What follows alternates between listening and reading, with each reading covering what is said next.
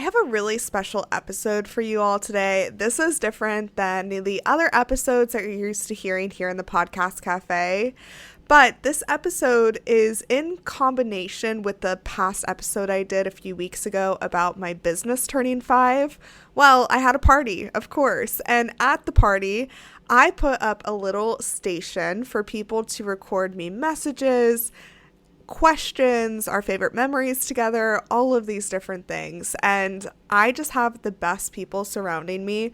So of course they asked and said the best things that I cannot wait to share with you all. So this episode is going to be, you're going to hear from them, and I'll be kind of telling the stories on my side as well. So it's going to be a fun one, and let's just get right into it. Okay, to kick this off, you're going to hear from my friend, Jillian Minter. She is a business and money coach, and she just has the sweetest stuff to say. She's also a guest on my other podcast, Employee to Boss. So if you haven't gone to listen to that show yet, her episode will be up soon. Congratulations, Espresso Podcast Productions. Hayleigh, we are so proud of you. Making it in business for 5 years is no small feat. And you are an amazing, powerful, fearless entrepreneur. Thank you so much, Jillian.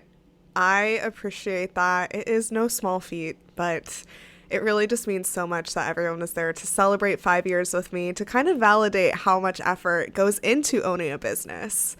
Okay, next we have my friend Sarah Yell. She is a lawyer here in the Seattle area, and she has a fun question. I'll let her say it, and then I'll give my answer after. Hi, Hayleigh. My name is Sarah Yell, and I was just wondering, so I work a full-time job. I'm usually in the office from 8 a.m. to 6 p.m., and I'm interested in starting a business, but I'm not really sure how you do that in the off hours, and there's just limited time left in the day. How would you recommend balancing a full-time job with trying to start a business? Thanks. This is such a good question, and one that I actually hear a lot. And I actually started my business during the pandemic when I was unemployed. So I had a different experience than people starting their businesses now. But I would say finding your why of why you want to own a business is the most important thing, especially when you have limited time and a day job, because there has to be a really solid reason why you want to go into the world of entrepreneurship, and just hang to that. So I hear this concept a lot of 5 to 9 after your 9 to 5. And I think that that's something that I would recommend. What can you do that are really impactful for a few hours a day to grow your business? And it's going to be a lot of work in the beginning, of course. I always recommend hiring coaches and really figuring out what will actually make an impact in the business before doing the busy work. So before you focus on branding or, which platforms to use, figure out why you want to have a business. Okay, after that, you can figure out who you want to serve. After that, how do you want to serve them? And then it just continues to build on top of that. So what is your brand messaging? And I think focus on the things that actually matter before the nice to haves, especially when you have limited time. So for example, when I'm building out a new offer, I built out my new offer, the Espresso series. That was something that did not happen overnight. What I did was I figured out what's a problem that people have in this space. Okay, they don't have enough time to podcast. Okay, but they want a podcast. They know that they need one. Okay, well, how can that be solved? That can be solved through limited series. So I figured it out like step by step. And I think a common thing that people do in the online space is trying to bite off a big chunk rather than just breaking it into small pieces. Another example is when I started this podcast, I kept delaying the launch. And I was like, why am I delaying the launch? It's just starting a podcast. I do this all the time. But it's not just starting a podcast. It's figuring out the name of the podcast, what the podcast is about, reaching out to guests, getting a logo, writing the description. It's a lot that goes into it. And breaking it down piece by piece is going to help you get far in the growth of any new venture. So I also have my other podcast, Employee to Boss, all about the entrepreneurial journey. So you can go over there and there's great episodes from people who have done it that you can learn from. So thank you so much for your question. Okay, next you're going to hear from my friend Jordine. She is the owner of Healing to Grow, and she has a really fun memory to share. I love this. Hi, this is Jordine. I'm gonna do what's my favorite memory of our friendship or working together. I'm gonna pick a recent memory, which was about a week ago. I thought it was really funny when we were going to do beach day, and you were telling me about a couple of really embarrassing moments that has happened recently. And then I also shared some really embarrassing moments that has happened to me, and I think that was just really wholesome and funny that we're just sitting there laughing at each other about embarrassing moments. And yeah, I don't have to take life so seriously, and I think we both realize that, and it was just pretty funny. I have another friend that you're about to hear from. Her name is Melissa, and she helps business owners break through mindset blocks to establish a consistent routine for productivity and business success through embodiment. I love Melissa. We have had such good times together, and seeing her grow her business, and she's actually someone who's doing it alongside working a 9 to 5. It's taught me a lot, and I love the perseverance. I love the messaging that she has, the mission she's on, and this is just such a fun memory that she's sharing. And what I love most about female friendships specifically is like how deep we can get with each other, because the story she's about to share, I was going through it, and she was one of those people that was there for me to just listen, and then I kind of had a breakthrough. Hi, Hayleigh. It's Melissa here at your 5-year anniversary. My favorite memory of our friendship is last year when we hung out. We got together at my apartment, and I did an oracle card reading for you that shined some light on some things that you already knew within yourself. And the fact that you took initiative and took action on the message that came through showed me how much self-trust you have within yourself, and I think that's really awesome. And I am wishing you so much love, prosperity, and abundance as you continue to grow in your business and in your podcast ventures.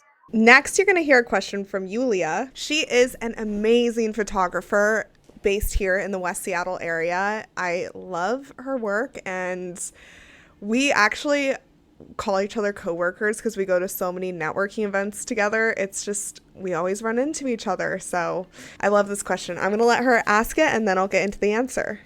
Hi, my name is Julia Ordaz, and something I have always wanted to ask you about podcasting is how do you come up with all the cool questions, and do you prepare beforehand, or do you just improvise? This is such a good question, and one that I really love answering. So, how do I plan what topics I'm talking about in my podcast, and do I come up with the scripts? How do I find the guests? All those good things. So, the first thing that I did when I started both of my podcasts was figure out what's the intention of it. Is it to educate people, get clients, be featured places, just share my ideas, thoughts? Like, what's the goal? For me, with this podcast, it was education about podcasting. So from there, I think, what are people's most common questions when it comes to podcasting? And what do they want to hear? So the structure of this podcast came from the need in the space, which is I do short 10-minute episodes once a week about a podcast topic. It's timely, relevant, and that I get the ideas either from people that come to me on sales calls and they're like, hey, I'm struggling with this. I'll make an episode about it. So I get inspiration from people I talk to, sales calls. I get inspiration from my clients. And I'm also in a lot of Facebook forums, as well as, honestly, ChatGPT. If I'm ever struggling to come up with a topic, which rarely I can't think of anything, I will just say, hey, what's like a question I can answer on a podcast this week? Additionally, what I started doing was, since I do a guest episode and a solo episode each week, the solo episodes are normally about something that the guest episode is about. So like last week I had Ati Greenspun on who talks about branding.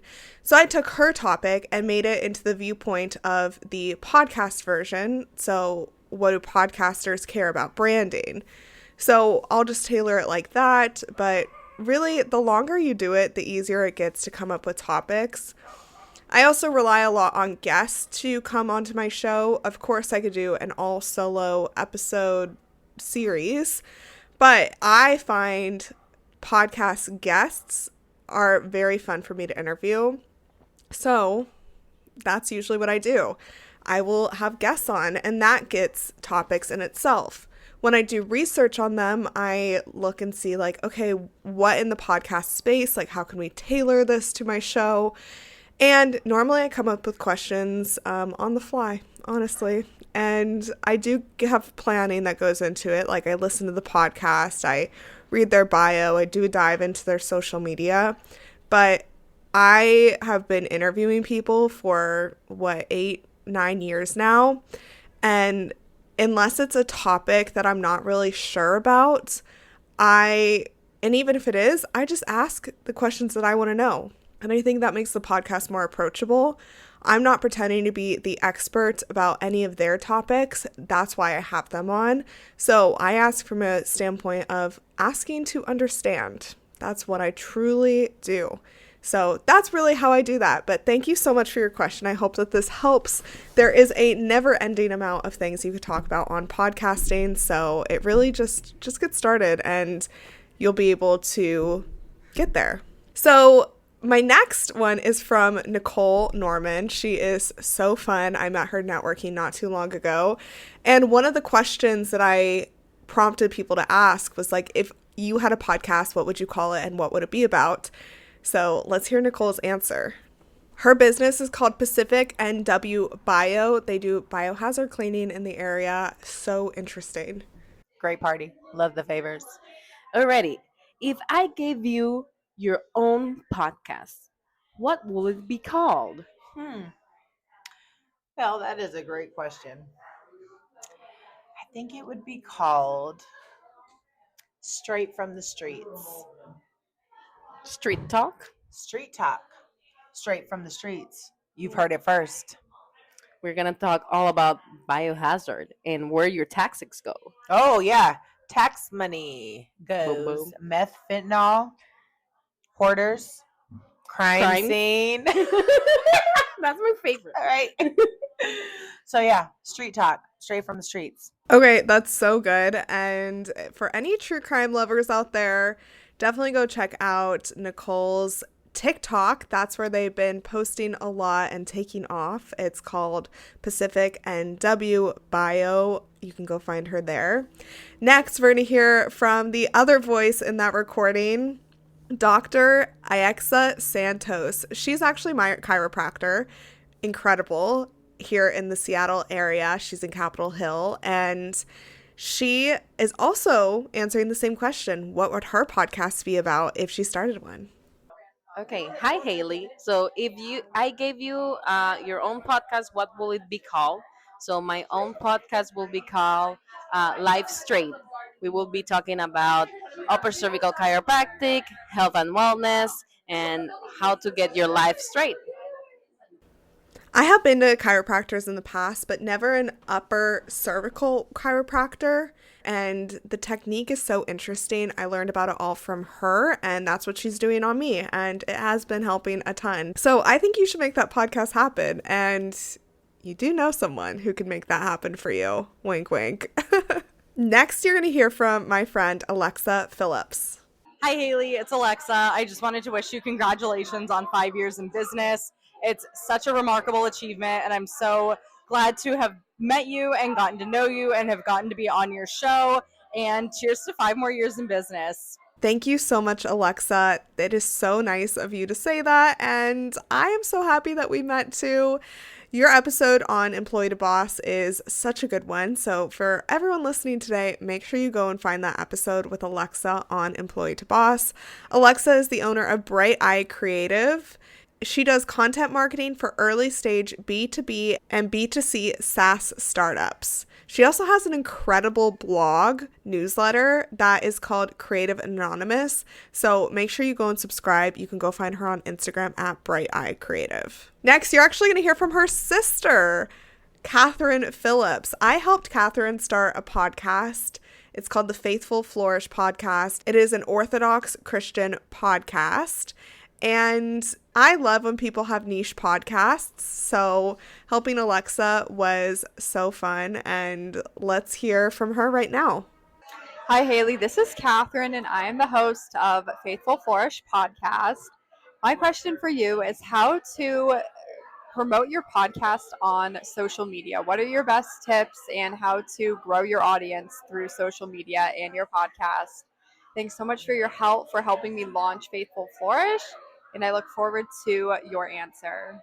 This is such a good question. How do you grow a podcast, right? And this is one that I think really differs podcast to podcast based on the goals. So I know Catherine's goal is to educate people on something that she believes a lot, which is this faith. And so one thing that's really important for her is going to be about creating community. And I think there's places that you can show up. One thing that she's doing that's really great is taking people along this journey with her. She has a lot of interesting reels that she's posting and education about how to live the faith that she believes in, right? And so community, everything that you can do to build this community is number one. That should be where all the effort is going, in my opinion. Threads is an incredible place to build community right now. I know it kind of sounds crazy, like, oh, is Threads going to, like, how can Threads build that, right?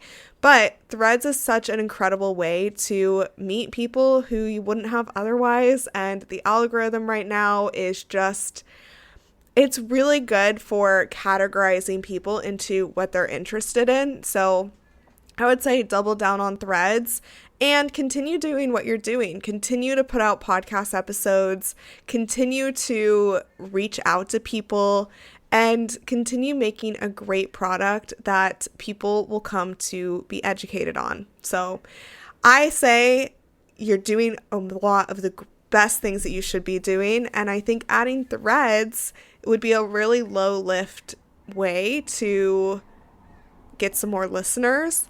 Just basically post your thoughts, post tips, post photos, post beliefs that you have, and see where it takes you, because that's where community is being built right now. Okay, and last but not least, I have saved this message because I think it is so kind and sweet. And I mean, this whole episode just like fills me up with so much love and joy. But this next one is from Michaela and Gabby. They are two of my friends who came to my party, and it's just like, oh, I don't know.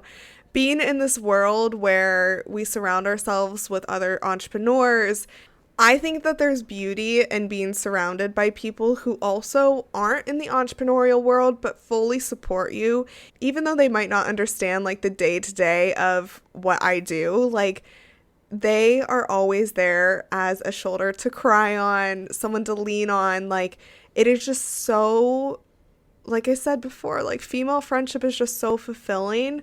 So having them come to my party and leave me these beautiful messages is just so heartwarming. Okay, 3, 2, 1, check, check, check. Hi, Hayleigh. This is Michaela. And my favorite thing about podcasts is hearing the different perspectives of people that I don't know, and I don't know how they think and how they move through life. And then I listen to them talk, and they are able to share such unique experiences and insight in ways that I probably wouldn't have thought about it. And it's a really great resource if you want to get out of your own head and be able to just like move through the world, and be open to the new information that comes your way. Hi, this is Gabby. Me and Michaela are sitting here together recording this for you.